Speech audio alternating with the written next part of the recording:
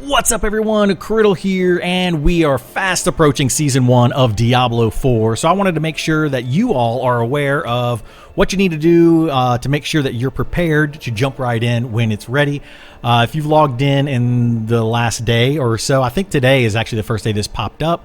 This is basically saying that Season 1 is going to start on July 20th and kind of goes into a little bit more information about what you probably should do and what carries over. So you definitely want to try to complete the campaign. If you do not complete the campaign on a character prior to Season 1 starting, you will have to start a brand new character in Season 1 and complete the campaign before you can do anything at all for the season. So make sure that you have completed the campaign on some character at the very, very least if you don't want to have to redo the entire campaign. Next up, we have the Altars of Lilith and Sanctuary map. So whatever character you have that has the most Altars of Lilith and Sanctuary and the map uncovered, you want to log in on July 18th after we get the patch. So the patch will come in sometime on July 18th. Make sure that you log out, get the patch, log all the way back in. I know that I have logged in on a patch day before. And then I just left the game on, and it was a hot patch of some sort, so I didn't actually get the patch. I had to log all the way out of the game, and then I saw the patch update, and then I logged all the way back in, and the game never told me that was happening. I'm assuming on the 18th the servers will probably come down for a little bit before the patch and say, hey, we are putting out a patch, but just to be safe, make sure that you have the patch before you log in. I would say, honestly, just log in on July 19th, and you will have that. You should have everything done by then. Just make sure you have your game automatically updating for July 18th. And then on July 19th, just make sure you log in on the character with the most Altars of Lilith and Sanctuary uncovered. You can log in any other character if you want to. Whichever one has the most, though, is going to be the one that carries over to your seasonal character. So that basically goes on over what's here. If you click on this Learn More, it's going to open up a web page, which I already had open, but it opens up this page, and it's telling you a little bit more about Season 1, what it's going to be. And it's going to be Season of the Malignant. Again, it talks about, it's going to be starting at 10 a.m. Pacific. So that would be, I think, 1 p.m. Eastern, if I'm correct. We will be getting new bosses, 6 unique items, 7 new legendary items, and a new boss. I think it's a world boss, if I remember correctly from reading all this. But we are getting a new boss. Here we go. New quest line, boss, dungeons, battle pass, and more. All this kind of stuff happening, which will be really, really awesome. I'm really excited about all that.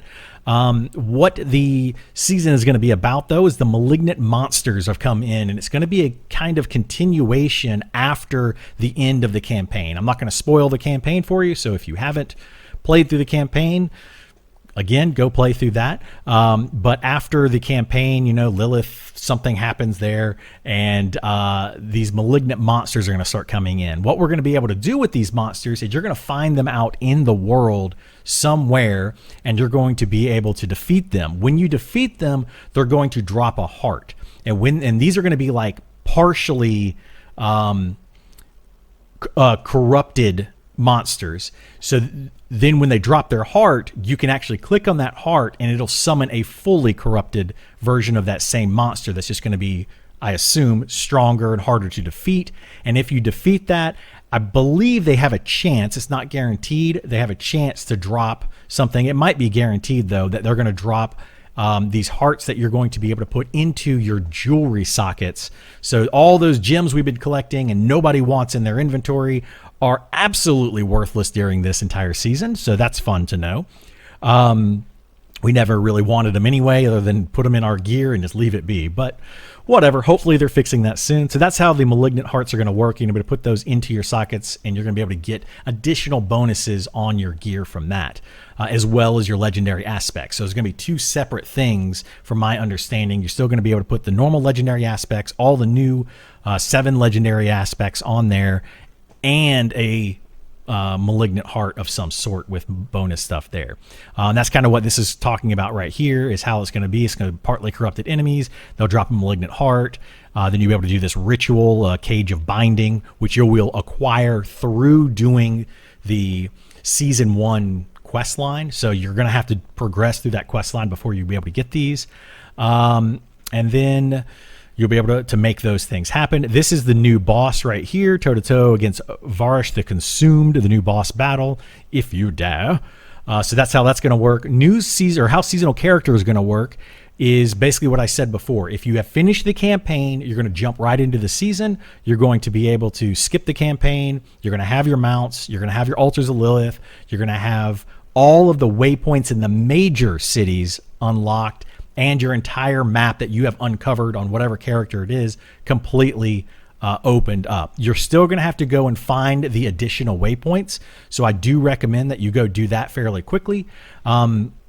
If you just look at the altars of Lilith, though, and the map discoveries, you will be able to get somewhere between level 2 and level 3 renown right off the bat with everything. So you're going to be starting around level 2.5 renown for all 5 areas, meaning that you're going to get at least 5 bonus skill points from level 1 renown in all 5 areas. And then I believe the second level is obels, so you'll be able to get some bonus obels.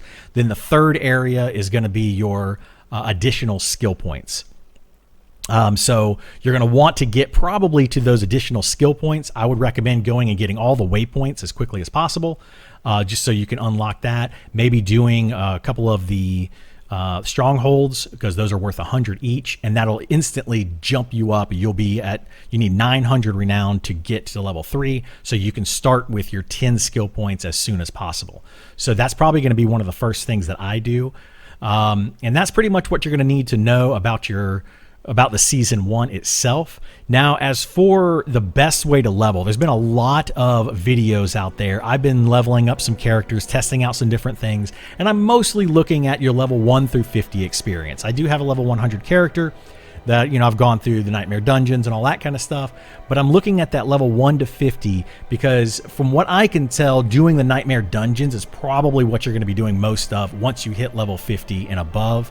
And that's probably going to be your fastest XP. However, what I have found is doing the Tree of Whispers is extremely fast experience. So I've been doing basically logging in, coming out and looking at the Tree of Whispers quest. These reset every hour and a half. So you have 1.5 hours to do these, and then they instantly reset and you have another set of them. Each area has one set. So you have a set here, you have a set here, here, here, and here. So each of the 5 areas will have one. In the beginning, obviously, you're not going to be able to come down here and jump straight into these because these are level 45 plus. These down here, I believe, are, level 35 plus. But the ones in these 3 areas up here, so Dry Steps, Fractured Peaks, and Skazglin, those are all as minimum as level 1, I believe, or maybe like level 10 or something. But basically, by the time you get up here and you do the ones that are in Fractured Peaks, which are level 1 essentially, by the time you do those, you'll be able to come up here and do these as well. So what I do for these, and just to make it super duper easy, and I'm going to go over another video on another little trick that I learned, but that's going to be, something different. But what I do for these is I would jump straight here to this. I would do this quest right here.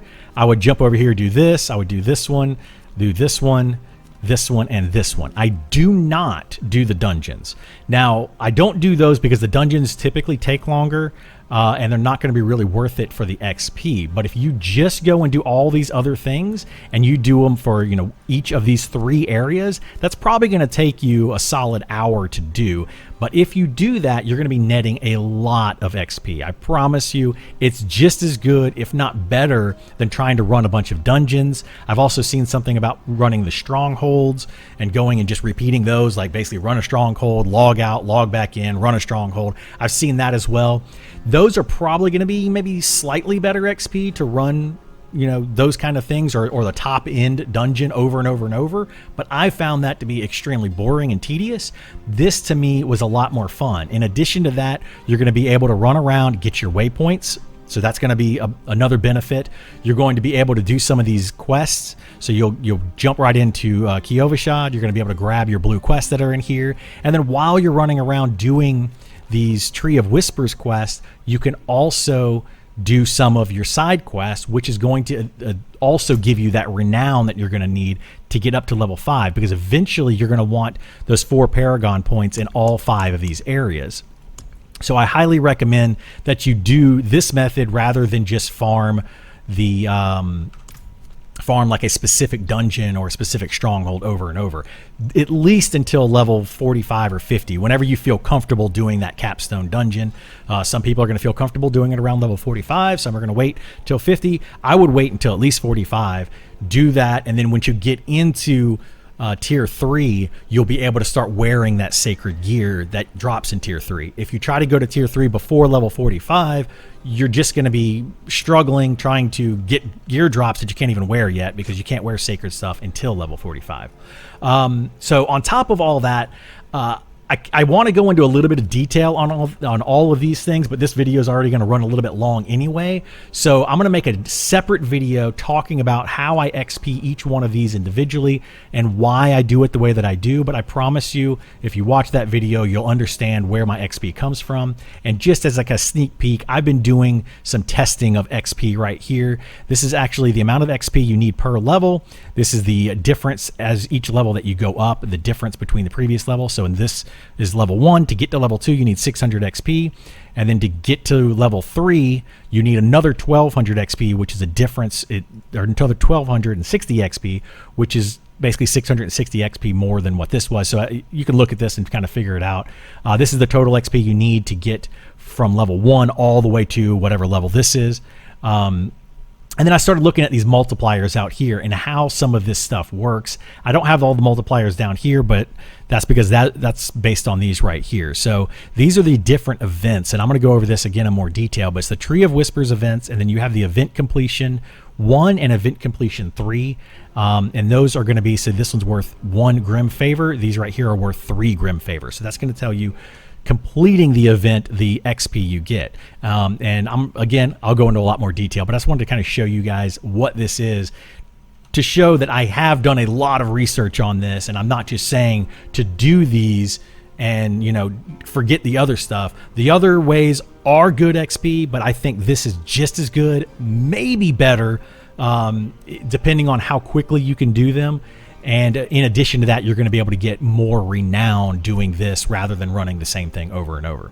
So that, I believe, covers everything for Season 1. So hopefully that helped you out. If it did, please like, subscribe, follow, all that good stuff. Don't forget that everything that you do on my YouTube and my Twitch account helps out hospitalized kids. I do volunteer every Friday in the mornings at MUSC, Medical University of South Carolina Children's Hospital, and play games with them. We buy games for them and stuff like that. So everything you do can help me out in helping those kids have a better stay at the hospital. Thank you so much, and I'll see you next time. Bye.